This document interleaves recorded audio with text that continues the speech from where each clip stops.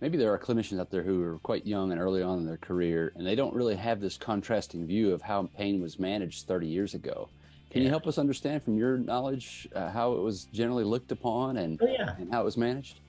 Yeah, I mean, for the longest time, and I mean, we always believe that the health of your tissues are tied to pain. So if you have a bad joint, you hurt.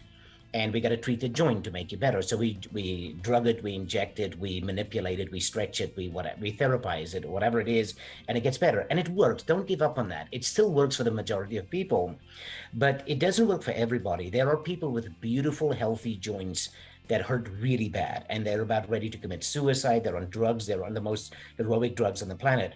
But then on the flip side, there are also people with nasty tissues that you and I sit in the airport, Jason, talking to each other, and a guy walks by like, wow, look at that scoliosis, or wow, look at that short leg. But they don't hurt. They're having a great time. They're on their way to Hawaii. So we've learned to dissociate the health of tissues and pain a little bit more.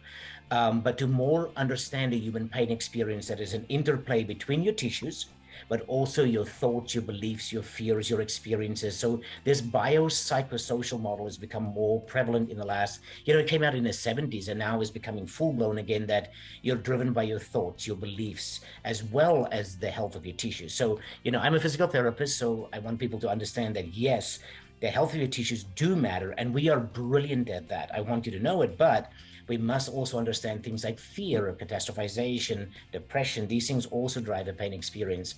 And so, the cool thing is younger generations are now being exposed to this in PT school, in OT school, in chiropractic and athletic, even in medical school. So there is this shift that's occurring, which is very, very exciting. Hmm.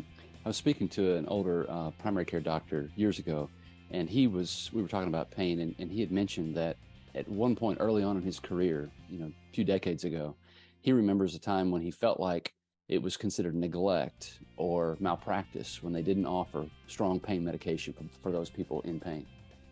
Yeah, and we now know that opioids are probably one of the worst things that we could do. I mean, even for some of the persistent pain states we're doing, if you look at things like cancer pain, that's always a soft spot. And if we take that off the equation, no doubt about that. But if you look at the current guidelines for chronic musculoskeletal pain, which therapists deal a lot with, opioids cannot be the answer. It isn't the answer. The addiction rates are insane. If you take an opioid for 8 days straight, your chance of still using that opioid 1 year later is about 30%. And if you think about how many of our patients just had a knee replacement, I mean, go to the dentist, get a tooth pulled, they give you, hey, there's a week supply or whatever. So we've now become very aware of the addiction rates of these, how bad they are. And by the way, they make pain worse.